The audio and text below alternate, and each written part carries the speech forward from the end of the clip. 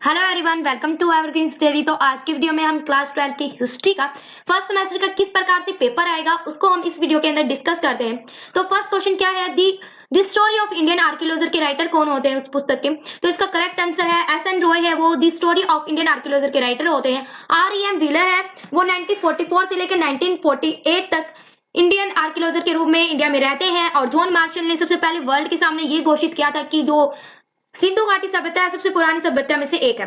रखालदास बनर्जी ने मोहनजोदड़ो की खोज निकाली थी। सेकंड क्वेश्चन है, पहले भारतीय पुरातत्व सर्वेक्षण के महानिदेशक कौन है। तो इसका करेक्ट आंसर है ए, अलेक्जेंडर कनिंघम है, वो सबसे पहले भारतीय सर्वेक्षण के पहले डायरेक्टर जनरल बनते हैं। हैरी और हरग्रीसी कौन थे, वो उन्होंने वो क्या है भारतीय पुरातत्व सर्वेक्षण के डायरेक्टर जनरल बनते हैं 1928 से लेकर 1931 तक, जो कि ब्रिटेन के होते हैं। दयाराम साहनी ने हड़प्पा की खोज निकाली थी। और जॉन मैरिसन के बारे में मैंने आपको स्टार्टिंग में बता ही दिया है।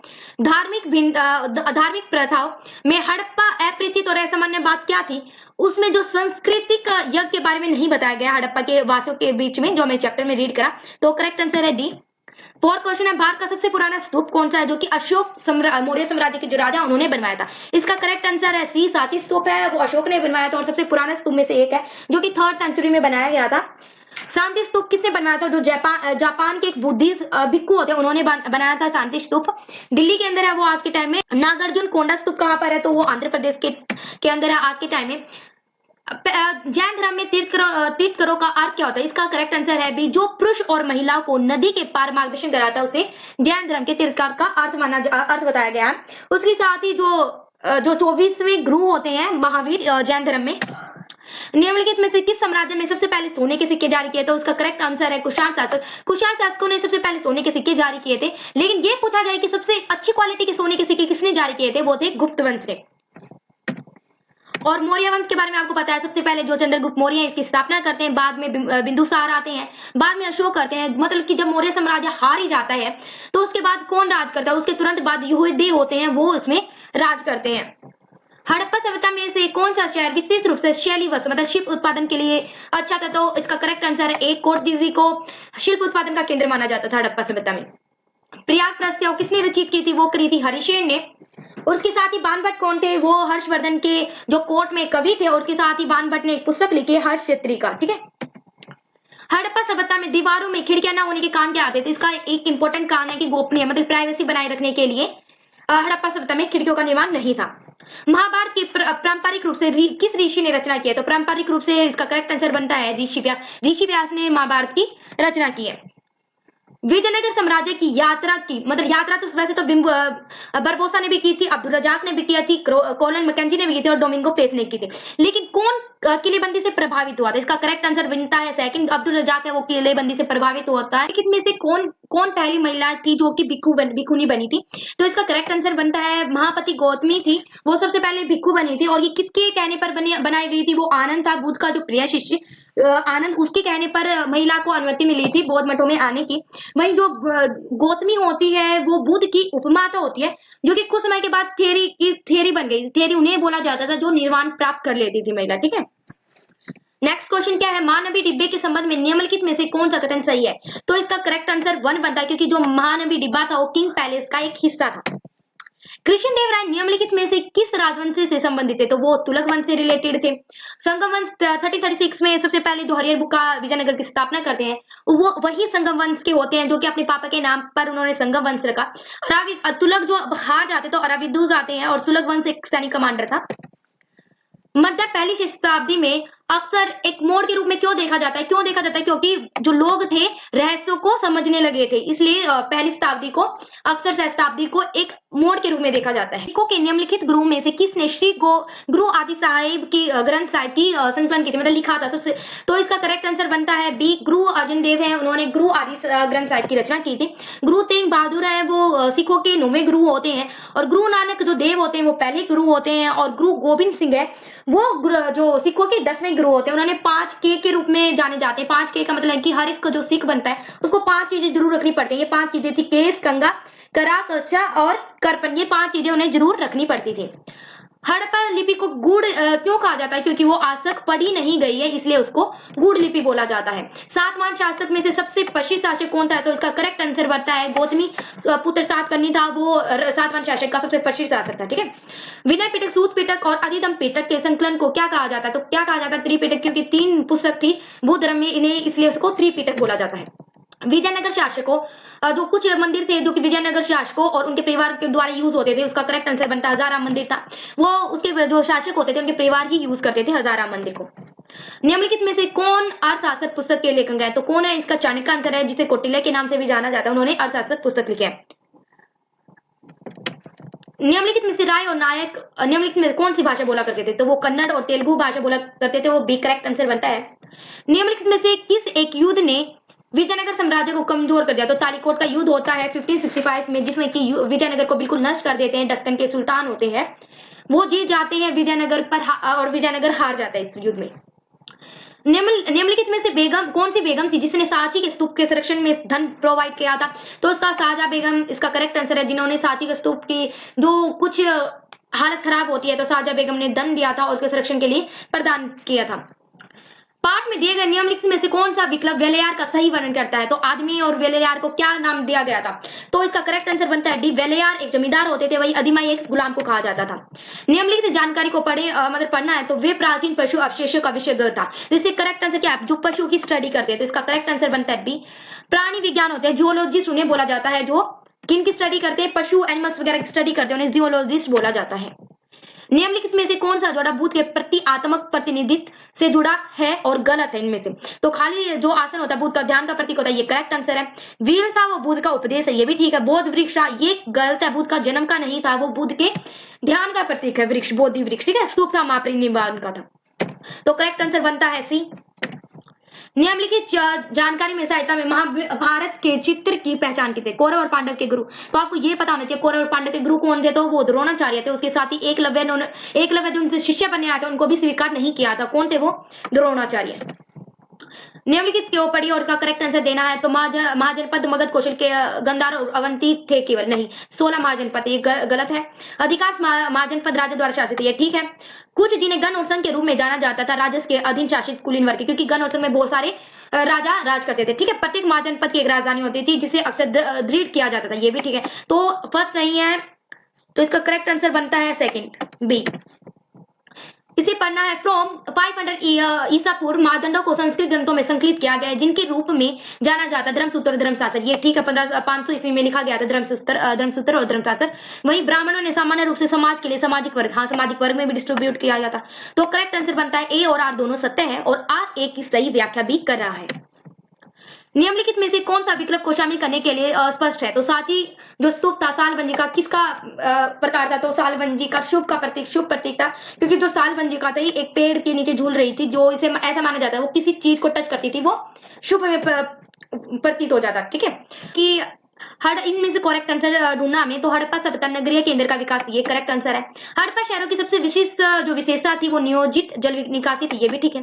हड़प्पा सड़क और सड़कों को अनुमिति ग्रिड पैटर्न के साथ बनाया गया था, ये भी करेक्ट है। तो फर्स्ट ये डी आंसर इसका करेक्ट है, ये बिल्कुल तीनों ही करेक्ट है। ठीक है, इस जानकारी को पढ़ना महाभारत में जो राक्षस कुल के थे तो ये कौन थे। तो ये हडिम्बा थी और उसके साथ ही भीम के साथ विवाह भी हुआ था और मदर ऑफ घटोत्कच भी थे। इनमें से तीनों में से आपको एक भी बताता तो आप इसका आंसर दे सकते थे। तो इसका करेक्ट आंसर बनता है ए। उन्हें देवप्रिय और पियादसी कहा जाता था, तो इससे पता पियादसी अशोक को बोला जाता था और देवप्रिय, तो इससे हमें पता चल जाता है इसका करेक्ट आंसर ए है। तो इसको मैच करना। अलेक्जेंडर कनिंघम कौन थे। तो वो फर्स्ट डायरेक्टर जनरल थे, एएसआई थे। उसके साथ ही दयाराम साहनी कौन थे, तो उन्होंने हड़प्पा की खोज निकाली थी। जॉन मार्शल कौन थे, उन्होंने अनाउंस की थी न्यू सिविलाइजेशन के रूप में। और आर.एम. व्हीलर थे, उन्होंने जॉन मार्शल की जो बात गलत थी उनको करेक्ट किया था कि हमें सेती इकाई के बजाय विलय के स्तर के विन्यास की हमें खुदाई करनी चाहिए। इसकी जो बात है आर.एम. व्हीलर ने बताई थी। तो इसका करेक्ट आंसर क्या है, फर्स्ट का सेकंड। तो इसका करेक्ट आंसर बनता है ए। विजयनगर साम्राज्य के बारे में निम्नलिखित में से कौन सी जानकारी सही है। तो इसका पहला राजवंश संगम था, ये करेक्ट है। तो तुलवों को अराविदों द्वारा प्रतिस्थापित किया गया था, ये भी ठीक है। कृष्णदेवराय सुलभ वंश के थे, ये गलत है, वो तुलग वंश के थे। हरि और बुक्का अराविद वंश के थे, वो संग वंश के थे। तो फर्स्ट और सेकंड आंसर कौन सा है, फर्स्ट और सेकंड डी आंसर करेक्ट बनता है। 12वीं शताब्दी में वीर शैव परंपरा के रूप में एक नई आंदोलन का उदय हुआ। यह आज भी इसी क्षेत्र में एक महत्वपूर्ण समुदाय बन गया है। इसके बारे में हमारी समझ परंपरा आंदोलन में शामिल महिला और पुरुष द्वारा रचित वचनों से ली गई है। इस परंपरा के बारे में निम्नलिखित में से कौन सा कथन ठीक है? तो इसका करेक्ट आंसर बनता है, इसका नेतृत्व बासवन्ना ने किया था। जो बासवन्ना थे वो ब्राह्मण परिवार से बिलोंग करते थे और वो कर्नाटक में रहते थे। निम्नलिखित में से कौन सा एक सही युगम है? तो उसका चोल वंश था वो तमिलनाडु में था, ये करेक्ट। होशाला था वो कर्नाटक के अंदर था, तो ये गलत है। तो करेक्ट आंसर बनता है ए। और जो सुल्तान थे वो दक्कन में थे और जो गजपति थे वो वेस्ट बंगाल कर्नाटक साइड थे, ठीक है। तो करेक्ट आंसर है ए। वह मारवाड़ में मेड़ता की एक राजपूत राजकुमारी थी। वह भगवान कृष्ण की अपनी प्रेमी मानती थी, तो उसका करेक्ट आंसर थी मीरा थी, वो भगवान कृष्ण को अपना प्रेमी मानती थी। अगला क्वेश्चन क्या है? कृष्ण देव के शासन की विशेषता विस्तार और सुदृढ़ थी, ये करेक्ट आंसर है। उसकी शांति और समृद्धि बनी रहती, ये भी ठीक है। कुछ जो मंदिर थे वो श्रेय का दिया गया था, ठीक है। वह राखी तागड़ी के लड़ाई में आ रही है, गलत है, क्योंकि राखी तागड़ी में अराविद द्वीप आ रहे थे, ठीक है। तो करेक्ट आंसर बनता है फर्स्ट, सेकंड, थर्ड। तो करेक्ट आंसर बनता है बी। तो हड़प्पा वासियों द्वारा इस्तेमाल की जाने वाली रणनीति अभियान भेजने के लिए हो सकती है जैसे क्षेत्रों में। तो कच्चे माल के बारे में पूछा गया था। कच्चे माल के लिए कौन सा खेतड़ी थी वो अच्छा माना जाता था, खेतड़ा जो जिला था कच्चे माल के लिए यूज होता था। निम्नलिखित में से कौन सी शिक्षा महावीर के शिष्य से संबंधित नहीं है? कौन सी नहीं है?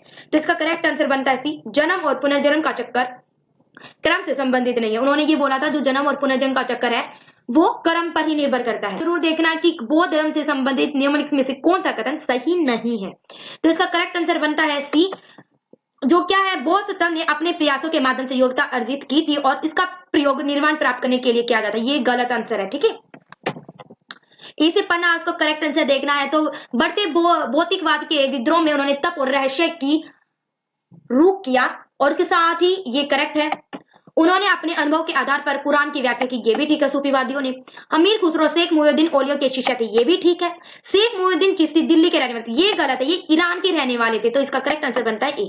दिया गया हमें कथन कि कृष्णदेवराय के शासनकाल को विशेषता विस्तृत और समृद्ध थी, ये ठीक है। उसके साथ ही कारण क्या है? विजयनगर साम्राज्य में अपनी सैन्य तैयारियों के कारण तुंगभद्रा और कृष्ण नदी के बीच भूमि का अधिग्रहण भी किया, ये भी ठीक है। तो इसका करेक्ट आंसर बनता है ए।